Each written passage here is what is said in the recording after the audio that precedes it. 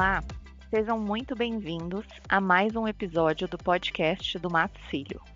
Eu sou a Laura Senra, associada sênior da prática de compliance e ética corporativa do Matos Filho. No episódio de hoje, vamos falar sobre temas relacionados à integridade corporativa, prevenção à corrupção e outros ilícitos e a atuação das autoridades de aplicação da lei, começando por uma retrospectiva de 2025 e discutindo as principais perspectivas para 2026 que devem estar no radar das empresas. Para essa conversa, estão comigo hoje 3 sócios especialistas no assunto. Thiago Jabor, referência em investigações internas e governamentais de grande complexidade, gestão de crise e negociações com o poder público. Thiago Sombra, ex-procurador de Estado, especialista em processos administrativos sancionadores, negociações de acordos complexos, direito público, cibersegurança e privacidade de dados. E Marcel Ribas, especializado em temas de compliance que tocam a alta administração, gestão de crises e investigações internas. Bem-vindos, pessoal! Muito obrigado, é um prazer estar aqui com vocês hoje. Obrigado, pessoal. Ótimo estar com vocês, Laura. Para começar a nossa conversa, vamos falar um pouco dos números que refletem a aplicação sancionadora da lei anticorrupção e a atuação das autoridades, sobretudo da CGU. Thiago Jabor, o que os dados de 2025 nos dizem? Obrigado, Laura. Os dados de 2025 mostram ainda um protagonismo da Controladoria Geral da União na aplicação da lei anticorrupção na administração pública federal. De acordo com um levantamento da própria CGU, em 2025 foram instaurados 251 processos administrativos de responsabilização no âmbito de todo o Executivo Federal, com 16 deles tendo sido concluídos até o meio de dezembro do ano passado. Houve uma ligeira queda em comparação a 2024, se a gente considera todo o Poder Executivo Federal, mas houve sim um aumento da atuação da própria CGU e também da Petrobras, com 126 e 62 processos, respectivamente. Os principais temas abordados pelos órgãos de aplicação da lei nesses processos são fraudes em licitações e financiamentos públicos e patrocínio de atos ilícitos, que é uma violação à lei anticorrupção. As penalidades somaram algo em torno de 5 milhões no ano e indica um amadurecimento regulatório, e uma capacidade maior de seleção e identificação de casos e um foco ali na qualidade da decisão desses processos administrativos. Excelente panorama. Thiago Sombra, pode complementar falando um pouco da sua visão sobre cooperação interinstitucional entre autoridades brasileiras? Claro. Não, isso acho que é um dos temas mais relevantes dos últimos tempos, né, Laura?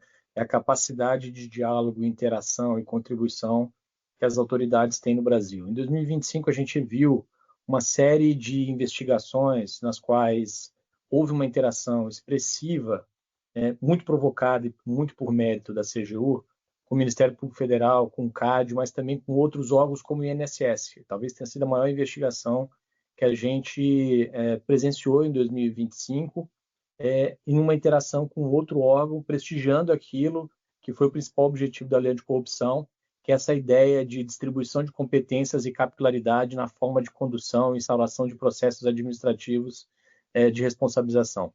Essa cooperação institucional, ela fortaleceu significativamente o processo de responsabilização, mas ela veio somada a um outro aspecto que eu acredito que seja muito importante, que é a capacidade de se estabelecer uma uniformidade no entendimento da aplicação da própria lei anticorrupção, em paralelo com a própria capilaridade da aplicação da lei. Então, acho que aqui a CGU conseguiu algo bastante relevante, ela publicou alguns enunciados de uniformização ano passado, a AGU também, alguns pareceres normativos que envolveram a lei anticorrupção, especialmente temas como a interpretação do artigo 5º, que sempre foi um tema muito polêmico. Isso ajudou não só a valorizar o processo de distribuição de competências entre órgãos da administração pública federal, mas também de melhorar esse processo de interlocução e distribuição de atribuições e fortalecimento dessa capacidade de diálogo.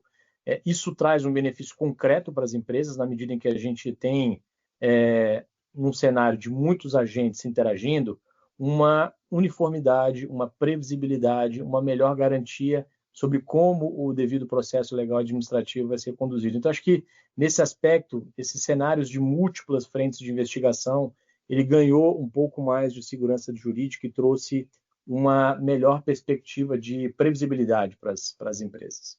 Excelente. Isso nos conduz, então, ao tema da estruturação de políticas e procedimentos preventivos que possam refletir adequadamente esses contextos. Então, Tiago Jabor, o que as empresas precisam considerar no curto prazo? A mensagem que vem dessas duas informações, né, são, de um lado, a continuidade da atuação das autoridades na instauração de novos processos, e, de outro lado, uma melhoria desse processo de coordenação interinstitucional, levam, obviamente, a um aumento da capacidade do Estado de detectar e atuar, né, de forma conjunta diante de possíveis irregularidades. Do lado das empresas, isso coloca uma pressão maior na adoção de políticas, de treinamentos, de controles internos efetivos para adequar os seus programas de integridade aos seus cenários de risco, que também evoluem, né? E que exista um alinhamento entre o programa de integridade e a atuação dessas empresas, né? Especialmente empresas que participam de licitações públicas, que têm uma maior interação com a administração pública, que estão em setores regulados, e que possam levar todos esses fatores em consideração na hora de montarem os seus programas de compliance, né?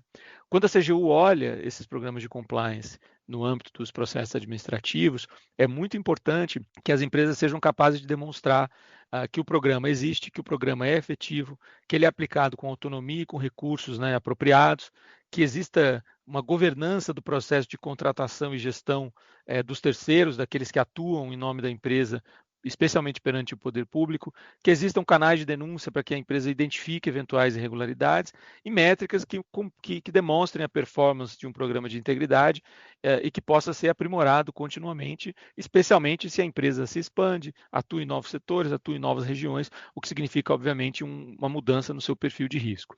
E tudo isso, claro, depende do apoio da alta administração. Isso é um elemento decisivo, né, para manter uma cultura forte de integridade, de reporte, e que a companhia possa decidir, né, quando colaborar com as autoridades nas investigações que eventualmente surjam. Tiago, eu acrescentaria aqui, talvez, que no momento de resposta das empresas a uma potencial violação à lei anticorrupção, as empresas precisam se atentar ao profissionalismo e ao prazo de duração das investigações internas. A condução dessa investigação interna de uma forma criteriosa, profissional, com as ferramentas adequadas e profissionais bem treinados, ela é fundamental para que as empresas possam tomar uma decisão rápida sobre buscar um acordo ou não, fazer uma autodenúncia ou não. Caso a empresa opte por fazer uma autodenúncia, ela tem que, através das investigações internas e dos elementos que ela reunir, conseguir comprovar, através da sua própria investigação, que os fatos que ela está apresentando às autoridades são inéditos, que a colaboração da empresa com as autoridades ela é substancial e que esses elementos eles são capazes de contribuir com a quantificação econômica dos impactos que foram causados à administração pública. Excelente, Marcel. Então, esse tema da coordenação institucional foi um tema muito significativo em 2025.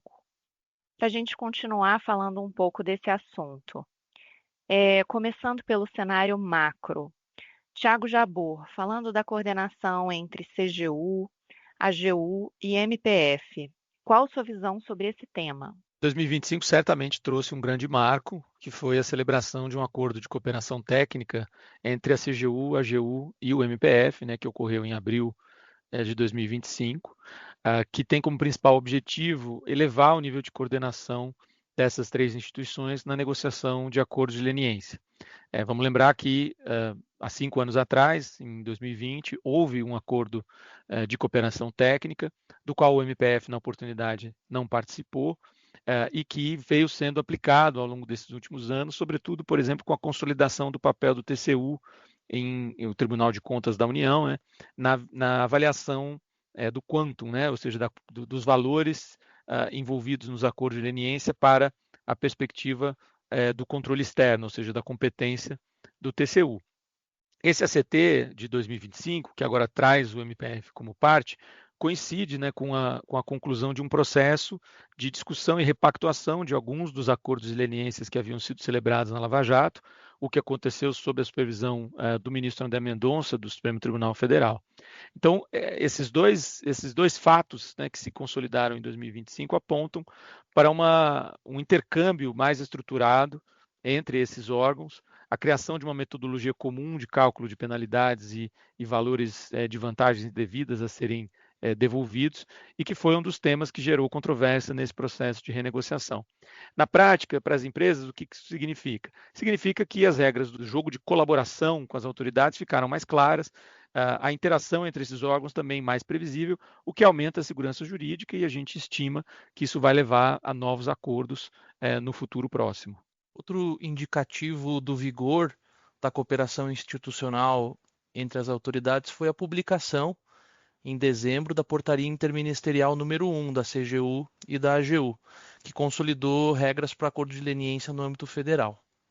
Uma das novidades dessa portaria é um mecanismo que os especialistas conhecem como marker, que é parecido com o que já existe nos acordos de leniência do CAD. Esse marker nada mais é do que uma declaração da CGU de que a empresa procurou espontaneamente as autoridades no tempo certo, que pode acabar assegurando uma redução da multa negociada na leniência. Para procurar as autoridades e obter essa declaração, a empresa não precisa ter concluído as investigações internas. Para empresas que compram outras empresas, que fazem M&A, essa portaria ela trouxe uma janela de oportunidade de 12 meses para a autodenúncia do comprador. Se o adquirente fizer, então, essa autodenúncia no prazo e obtiver um marker, a portaria vai conceder à empresa o desconto máximo da multa. E se ainda assim a leniência não for viável, a portaria permite que a empresa peça para negociar um termo de compromisso. Na análise de prós e contras de fazer uma autodenúncia, de procurar as autoridades ou não, um aspecto novo foi uma decisão do STJ de junho do ano passado, que adotou uma interpretação bastante agressiva sobre o alcance da responsabilidade solidária da lei anticorrupção para as empresas que pertencem ao mesmo grupo societário, né? Ainda que essas empresas tenham passado por operações societárias posteriores, corporação, transformação, cisão, formas aí de reorganização societária e M&A. Isso é um reflexo de uma interpretação bastante abrangente e inclusiva da norma. Eu acho que há um outro componente também muito importante aqui, Marcelo, Laura, que é o tema do creditamento, né? Esse é um tema, felizmente a CGU foi muito receptiva a esse tema. Na consulta pública, essa foi uma contribuição que particularmente nós demos aqui, acho que foi muito bem-vinda a forma como ela foi elaborada e foi incorporada no próprio ato normativo, porque, de novo, esse é um tema que decorria, sobretudo, de tratados e convenções internacionais que estabeleciam quais seriam as autoridades primordialmente competentes para conduzir investigações de natureza transnacional.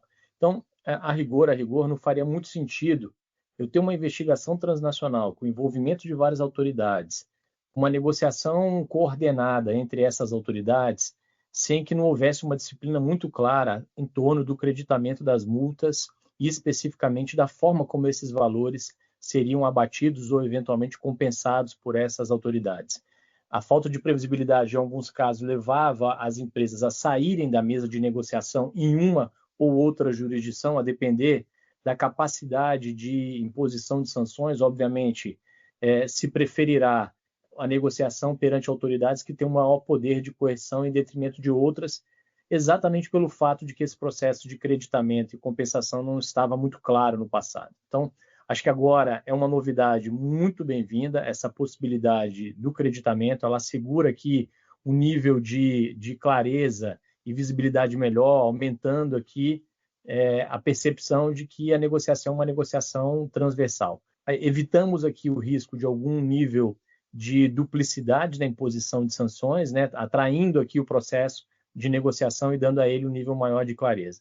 Mas, para além desse aspecto do creditamento, um outro também que ganhou uma menção muito importante nesse processo todo, uma melhor previsibilidade e, sobretudo, uniformidade, Laura, foi o parcelamento. Porque, de novo, a gente tinha um certo casuísmo no tema do parcelamento e das garantias, e acredito que a forma como esse tema veio tratado agora na portaria interministerial, ela assegura que uma previsibilidade. Do início das negociações até o final, toda empresa poderá considerar no seu processo de definição de risco em se celebrar um acordo de leniência ou um termo de cooperação, o período de parcelamento que ela poderá utilizar para pagar essas multas. Então, é importante que dentro da definição dos valores finais, ela também tenha em mente que a negociação de parcelas ou de parcelamento terá também algum nível de delimitação. Excelente.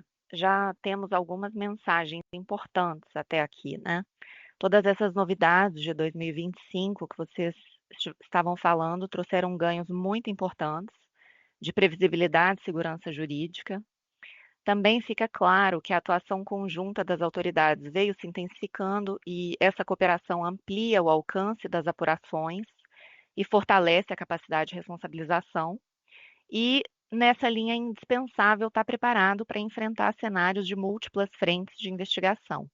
Antes da gente fechar esse tema da nossa discussão, vamos falar um pouquinho do roteiro do MPF que foi divulgado em novembro. Marcel, passo para você. Laura, acho que a gente não precisa entrar em muito detalhe aqui, mas foi super bem-vindo o roteiro divulgado pelo MPF em novembro. Ele traz um sistema, né, etapas, os requisitos e os benefícios que podem ser esperados na celebração de acordos de leniência com o Ministério Público Federal, traz clareza para as empresas sobre como será o fluxo de negociação, os requisitos de elegibilidade. Então, na mesma linha do que trouxe o Tiago Sombra, o documento traz um ambiente que favorece a cooperação, traz maior segurança jurídica e previsibilidade para as empresas. Maravilha. Passando então agora para um outro assunto. Vamos falar sobre mudanças recentes na aplicação de normas que são muito relevantes para o universo do compliance. Falando aí então de improbidade dos enunciados que foram publicados recentemente pelas autoridades, os guias de dosimetria e avaliação de programas de integridade. Tiago Sombra, começando pela improbidade administrativa. Qual sua visão sobre o que mudou com a nova regulamentação do Acordo de Não Persecução Cível, chamado ANPC? Esse é um tema interessante, mas ele tem uma certa prejudicial em torno dele, né? Porque, vejam, o ANPC ele foi regulamentado num momento muito próximo das alterações que foram feitas na própria lei de improbidade, onde a gente teve aquele ajuste que foi feito na figura da improbidade culposa, em algumas figuras típicas que foram reajustadas e que acabou tirando muito peso das ações de improbidade que vinham sendo propostas de uma maneira um pouco abusiva, em alguns casos de uma maneira, de certa forma, assodada. Então, nós tivemos uma queda substancial do número de ações de improbidade que foram propostas nos últimos tempos após a reforma, e tivemos vários casos de ações que acabaram sendo extintas pela exclusão de algumas modalidades típicas e também pela eliminação da figura culposa na improbidade. Isso, indiretamente, impactou a figura do acordo de não persecução civil, que poderia ter atingido a sua expressão máxima ali, ou seja, a gente poderia ter tido muito mais casos de identificação de condutas indevidas ao longo desse processo. Nós não tivemos porque, de fato, em alguma medida a lei acabou sendo retaliada. Mas a figura do ANPC, ela tem uma particularidade muito própria, né? Por quê? Porque aqui a ideia, diferentemente do que acontece no acordo de leniência, né, onde ali a gente procura uma alavancagem investigativa, o ANPC ele tem um objetivo puro e simples, que é de encerrar uma ação de improbidade e buscar uma reparação mais imediata, né? Ou seja, buscar encerrar uma ação ou trazer para um cenário consensual quando a própria capacidade de produção de prova de uma parte ou de outra, ou seja do Ministério Público ou do ente lesado, seja do agente ímprobo ou do próprio agente privado que com ele colabora, de se furtar a imposição de algum tipo de sanção ou do próprio ressarcimento que decorre da lei de improbidade. Então, acho que aqui nós ainda vamos ver essa figura do ANPC ser objeto de um pouco mais de emprego prático. Obviamente, ela teve o universo dela, o campo de aplicação reduzido, dada essa particularidade da lei de improbidade, mas, obviamente, é um instrumento importante, privilegia a consensualidade. Eu diria para você que, no cenário do direito administrativo sancionador, nós tínhamos o acordo de leniência como uma figura máxima, exponencial aqui, e foi importante nesse processo todo ter outras duas figuras intermediárias, que no caso é o ANPC para as improbidades e o termo de cooperação, que é uma figura intermédia ali com o acordo de leniência. Então, é uma conduta muito bem-vinda, uma iniciativa muito bem-vinda de prestígio do direito administrativo sancionador consensual. Pois é, na frente de uniformização de entendimentos, Laura, que você mencionou na introdução, a CGU publicou alguns enunciados administrativos sobre a lei anticorrupção em 2025. Esses enunciados não inovam, até pela sua natureza eles não poderiam, mas eles consolidam, dão uniformidade e dão transparência a alguns posicionamentos que a CGU já vinha adotando em seus processos administrativos, né? É claro que em algum momento a CGU publica os documentos desses processos administrativos, mas eles ficam num repositório de jurisprudência e normalmente só são consultados no curso de uma pesquisa e às vezes se perdem, né, no meio de outras decisões que são tomadas ou dos materiais. Então a ideia da CGU foi consolidar esses entendimentos que eram mais vistos, né, como mais importantes ou mais já formadores de uma jurisprudência administrativa e publicá-los, né, o que aconteceu durante um evento que a CGU realizou em Brasília no ano passado. Um desses enunciados esclarece, por exemplo, a definição da vantagem indevida, que na lei é bastante ampla e já havia um posicionamento da CGU de que ele não se limitava a benefícios financeiros, ou seja, quando a lei anticorrupção fala de vantagem indevida, ele não está falando só de um proveito econômico. O outro enunciado reforça a responsabilidade por apresentação de documentos falsos em licitações, né? Nesses casos, é comum que as empresas, em suas defesas, argumentem, por exemplo, que não foram vencedoras da licitação, ou seja, que a apresentação daquele documento falso não teve nenhum efeito. A CGU esclarece nesse enunciado que essa característica do resultado da licitação não faz diferença para a responsabilização da lei anticorrupção, que pode acontecer mesmo que a empresa não seja vencedora das licitações. Então, para aqueles que atuam nesse tema, é importante conhecer esses enunciados e saber que deve se tornar uma prática da CGU, periodicamente, a publicação de enunciados de jurisprudência. Eu destacaria também o relatório de análise de dosimetria das sanções da CGU, que trouxe dados aí em uma segunda edição, né, muito importantes para quem trabalha na área.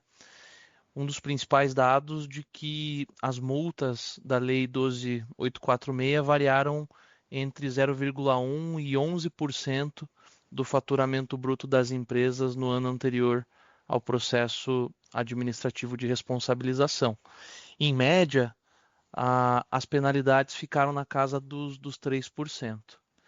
E aí, esses dados, eles remetem para a época de 2013, quando a lei anticorrupção ainda estava no Congresso, em que muitos especialistas olhavam para a lei com muito temor, né, sobre o risco de penalidades exageradas por conta daquele teto, né, de 20% do faturamento bruto das pessoas jurídicas, algo que muita gente naquela época temia, né, que pudesse levar as empresas à falência.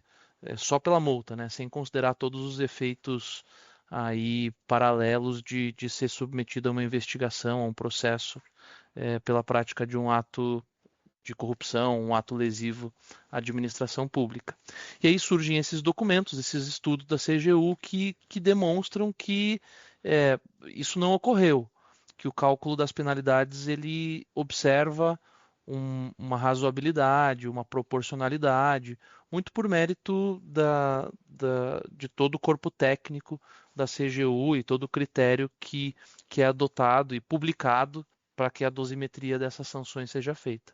Isso ajuda muito as empresas e nós, como advogados, a anteciparmos, né, o o potencial impacto financeiro caso comprovada uma irregularidade, né? Essas análises acontecem muitas vezes durante as investigações internas e quando ainda não tem uma clareza, elementos absolutamente claros sobre a ocorrência da irregularidade ou não. Outro dado, outra informação importante que veio nesse relatório de dosimetria da CGU é que o envolvimento da alta direção e o concurso de atos ilícitos são os dois principais fatores de agravamento das sanções. Então, se por um lado os programas de integridade efetivos eles podem oferecer um fator atenuante grande, o envolvimento da alta direção e o concurso dos atos ilícitos acabam agravando as penalidades na grande maioria dos processos administrativos de responsabilização. Por isso, a implementação adequada de um programa de compliance pelas empresas é uma prioridade máxima aqui para qualquer administrador, qualquer área de compliance que procura resguardar a sua empresa, a sua organização de riscos e impactos mais severos no futuro. Acho que um outro ponto também, falando ainda desse tema de definição de parâmetros de dosimetria de sanção, acho que um outro aspecto também que foi importante, né, diz respeito ao guia de identificação e quantificação da vantagem oferida da CGU. Esse foi um tema que, durante anos, né, acho que a CGU enfrentou uma série de questionamentos sobre a forma de quantificação da vantagem oferida, em que medida ela se confundia, em alguns casos, com o valor de propinas que eram pagas, eventualmente doações a partidos políticos e coisas do gênero, né? Então, essa identificação ela sempre era algo que passava por um nível de escrutínio, mas muita dificuldade, na medida em que tinha, eventualmente, uma certa confusão. Na maior parte desses casos, o que nós temos agora é que a vantagem será identificada essencialmente com o lucro que a empresa teve com o contrato administrativo, deduzidos apenas os custos lícitos. Então, a vantagem indevida é aquilo que se obteve com a prática do ato indevido, deduzido aquilo que envolveu propriamente custos lícitos. O que seriam esses custos lícitos? A prestação do serviço propriamente que possa eventualmente estar ligada àquele fato. A prestação de algum tipo de serviço legítimo em conexão com um ato de corrupção, com uma conduta indevida. Então, esse era um tema que acabava surgindo, tinha-se uma dificuldade de se metrificar quanto de legitimidade de um serviço ou de uma atividade ocorria quando ela vinha em conjunto com o pagamento de alguma vantagem indevida, de alguma propina e algum percentual dessa natureza. Agora, o que se busca aqui é a dedução desse valor e a CGU vai procurar avaliar, caso a caso, se o montante da prestação de serviço legítima é integralmente coincidente com aquilo que é chamado de vantagem indevida, para se apurar se efetivamente um foi maior do que o outro, se os valores foram menores e se chegar a um montante que seja efetivamente condizente com a situação concreta. Então, acho que essa também é uma grande vantagem da atividade conduzida pela CGU no ajuste e no aperfeiçoamento dos seus normativos.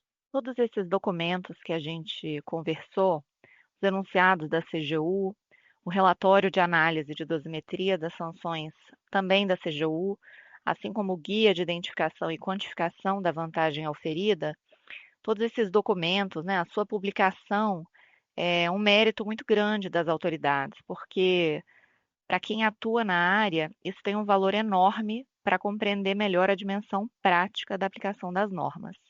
E para fechar esse assunto, Thiago Sombra, você pode falar um pouco sobre a nova portaria da CGU 226 de 2025?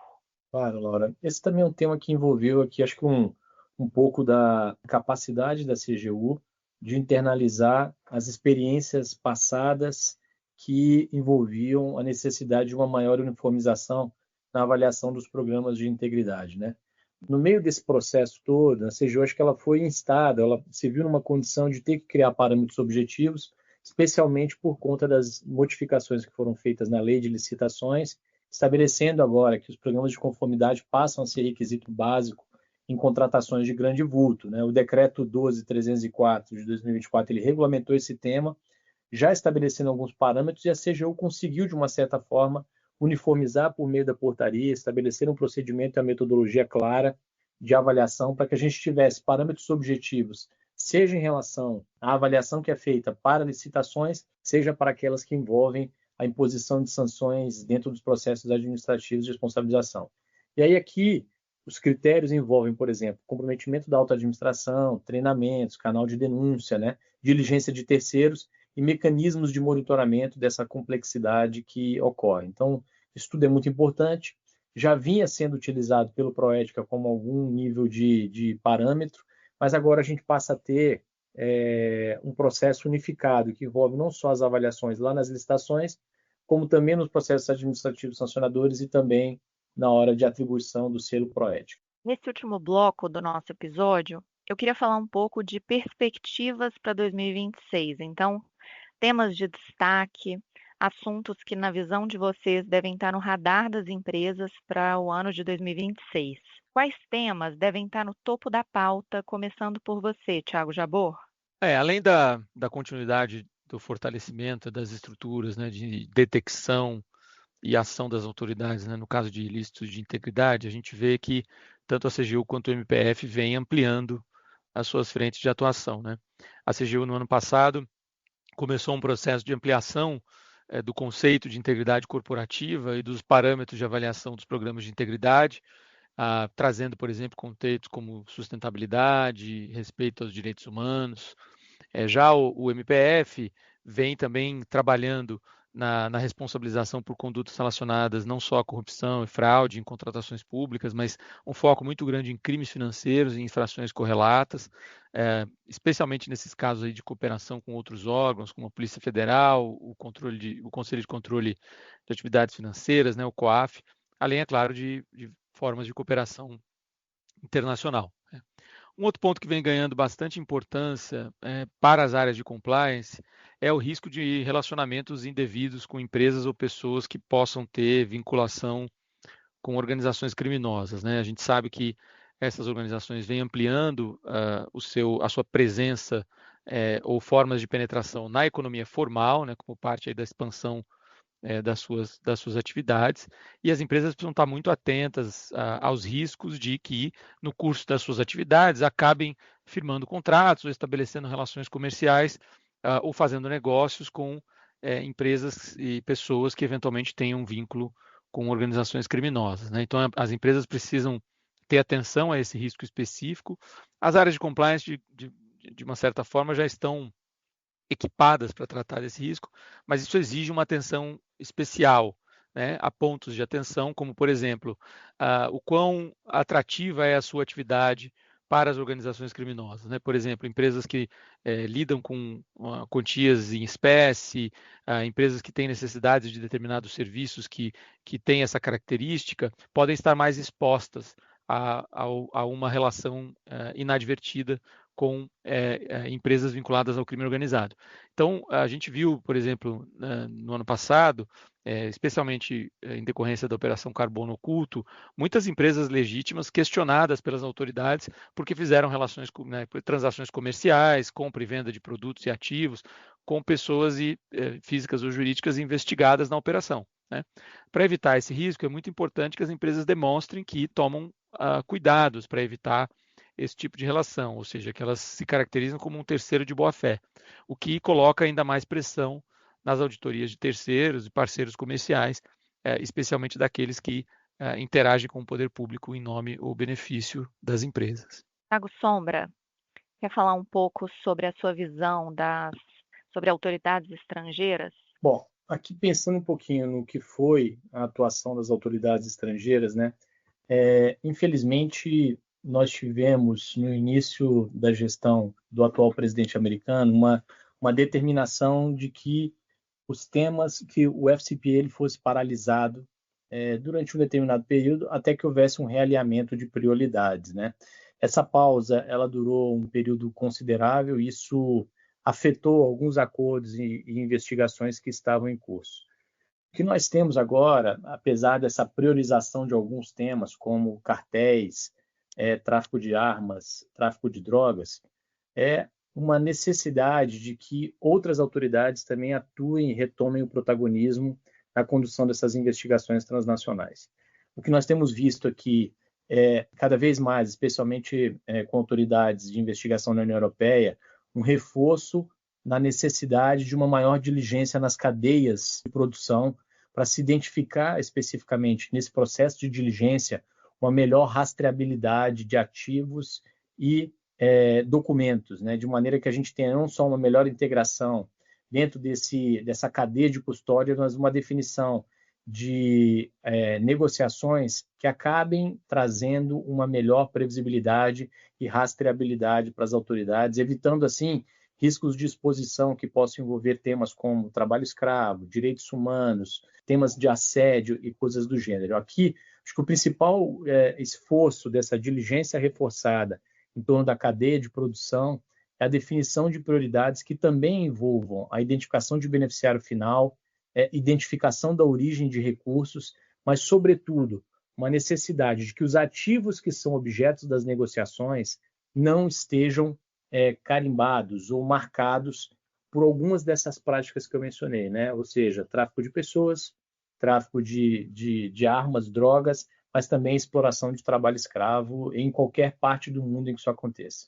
Eu diria que um outro tema, eu poderia dizer que está sempre presente na pauta da alta administração, dos órgãos de controle e das funções de riscos, compliance e controles internos, são as fraudes, né?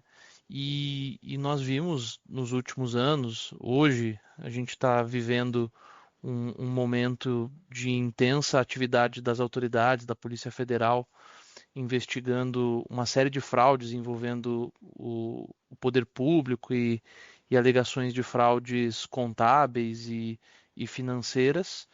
Então, não tem como nós pensarmos em perspectivas e temas para a atenção da alta administração sem falar de fraudes internas, de fraudes contábeis, manipulação em contratos e assim por diante. Hoje, os desvios clássicos que eram comuns no passado têm ficado para trás e as fraudes são cada vez mais sofisticadas. E dessa forma também ficam mais difíceis de detectar. Por outro lado, as ferramentas de analytics e de mineração de dados, de inteligência artificial, cada vez mais avançam e permitem que as empresas e a segunda linha de defesa, a terceira linha de defesa, cruze grandes volumes de dados dentro das empresas para identificar padrões suspeitos. O que, por sua vez, pode fazer com que as empresas detectem esses desvios, por mais que sejam sofisticados e ocultados internamente com mais rapidez. Outro ponto que é cada vez mais presente são sistemas de monitoramento permanente, né, contínuo, que geram alertas, vão trazer a atenção de pessoas, né, não só de máquinas, sobre transações atípicas, apontar para especialistas dentro da empresa eventuais desvios em relação às políticas, aos fluxos de aprovação, à execução dos contratos. Então, a tecnologia tem prometido ajudar muito as empresas em relação a esses tipos de fraudes. Porém, o que talvez seja tão decisivo quanto o investimento e a manutenção em sistemas de controle interno para esse tipo de fraude contábil, financeira e com fornecedores é o tempo de resposta da empresa caso ela detecte algo irregular, seja através desses mecanismos de controle mais sistemáticos, rotineiros, quanto por meio de uma denúncia interna, por exemplo. Então, o tempo de detecção, o tempo de resposta a esses sinais de fraude vai ser determinante para a chance de sucesso dessa empresa de se recuperar de uma grande fraude, de um desvio, buscar uma reparação, por exemplo, em um caso de desvio de recursos ou apropriação, aí, estelionato por conta de um colaborador ou de algum fornecedor. Thiago Sombra, o que mais que você pode falar para nós nesse tema da tecnologia, especificamente a governança de telefones corporativos e mensageria interna, que são temas tão relevantes para as empresas? Claro, Laura. Só fazer só um complemento nessa minha última fala, porque eu falei muito de cadeias de produção, né? Por que esse tema das cadeias de produção, eu acho que vão ser marcantes nos próximos tempos, né? Não só porque o tema de sanções tem se incrementado, se associado muito às questões comerciais, relacionamento com China e outros países, mas porque a União Europeia também tem buscado rastrear e identificar dentro dessas cadeias de custódia a forma como os acordos, como os ativos negociados são geridos nesse processo. Então, nós temos lá uma regulamentação europeia específica que trata da origem, não só de cultivo, produção, negociação, due diligence de terceiro. Então, na medida que o Brasil agora caminha para esse acordo histórico com a União Europeia, aumentando para quase 650 milhões de consumidores nesse mercado, eu acho que nós vamos ter um incremento muito grande na diligência de terceiro e na identificação da cadeia, dos processos dentro dessa cadeia de produção. Então, acho que aqui merece um cuidado típico. Agora, falando do tema de tecnologia, propriamente dito, acho que a principal preocupação decorrente dessa intersecção entre tecnologia e compliance está relacionada aos telefones corporativos, né? E a forma como os colaboradores das empresas se comunicam, como eles transferem essas informações do ambiente corporativo para uso pessoal. Esse é um cuidado que a gente tem alertado já há algum tempo, porque cada vez mais tem sido disseminado esse uso de plataformas de transferências de dados, né, que podem acarretar um potencial vazamento de informações confidenciais, expondo aqui a empresa à perda de confiabilidade, rastreabilidade dessas informações. Então, o uso de aplicativos de mensageria ou mesmo de algumas ferramentas ou de sistemas de inteligência artificial no qual são divulgados externamente informações que pertencem à própria companhia, merecem uma atenção específica. É importante sempre ressaltar, tudo que é produzido dentro do ambiente corporativo é de propriedade da empresa. Nós temos um entendimento já por parte dos tribunais e na Justiça do Trabalho nesse sentido. Isso pode ocasionar, em virtude das políticas que são definidas, sejam as de privacidade, sejam as políticas de bring your own device, ou mesmo de segurança corporativa, de que práticas dessa natureza podem configurar, inclusive, um ato de justa causa. Então, é importante ter ferramentas de monitoramento para que a utilização de aplicativos e serviços de mensageria não resultem aqui numa forma de transmitir para o ambiente externo aquilo que a empresa preza e zela por um nível de integridade e confiabilidade no âmbito interno. Esse tema da governança realmente é central, sobretudo para esse ano, que é um ano eleitoral. Então, Thiago Sombra, devolvendo a fala para você, qual sua visão e qual sua perspectiva com relação aos riscos para as áreas de compliance nesse ano eleitoral? Laura, acho que esse é um ponto importante, porque é muito comum a gente se deparar com uma linha tênue que envolve assegurar todo e qualquer colaborador o direito à livre manifestação, que não é ilimitado no Brasil, diga-se de passagem, né? Então, a liberdade de expressão ela encontra limites no Brasil, diferentemente do que a gente identifica em outros ordenamentos jurídicos, tal como acontece nos Estados Unidos, por exemplo. Então, aqui, o direito de livre manifestação ele tem limites. E esses limites precisam ser observados com uma outra interface desse processo, que é a impossibilidade de que empresas participem do processo eleitoral como apoiadoras ou como financiadoras. Então, é importante que as empresas tenham protocolos claros de interação com o agente público, com candidatos, evitando aqui uma percepção de que ela está favorecendo ou apoiando um determinado político ou que pessoas que têm uma identidade institucional muito forte, como um CEO, um CFO, um acionista, se associem a campanhas e partidos políticos e criem uma percepção equivocada no público de que aquela companhia está apoiando algum tipo de campanha, algum tipo de posicionamento.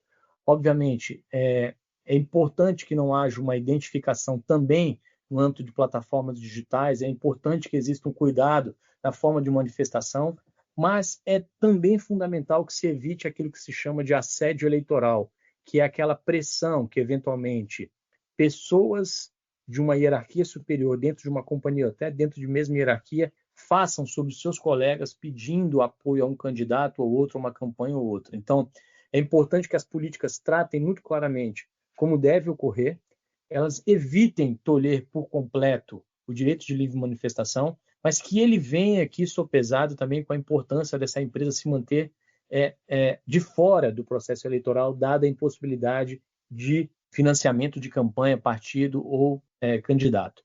A ideia fundamental é que as empresas evitem uma identificação, evitem participar de campanhas ou lançamentos de empreendimentos públicos ou algo dessa natureza, ou dar acesso a um candidato em detrimento de outro, porque isso pode efetivamente gerar não só um maior número de denúncias no canal, como também criar um processo de desinformação interna. Então é indispensável aqui ter uma governança digital, treinamento das equipes, evitar que algum nível de desinformação seja disseminado internamente e, sobretudo, não é aqui a ideia de moderar conteúdo ou tolher por completo, mas ter uma governança corporativa com políticas claras que possam ser consistentemente executadas e com informações claras para todos os colaboradores. Excelente, pessoal. Chegamos ao final do nosso episódio. Quero começar agradecendo os nossos convidados, Thiago Sombra, Thiago Jabor e Marcel Ribas, e agradeço a nossa audiência que esteve conosco até aqui. Até o próximo episódio.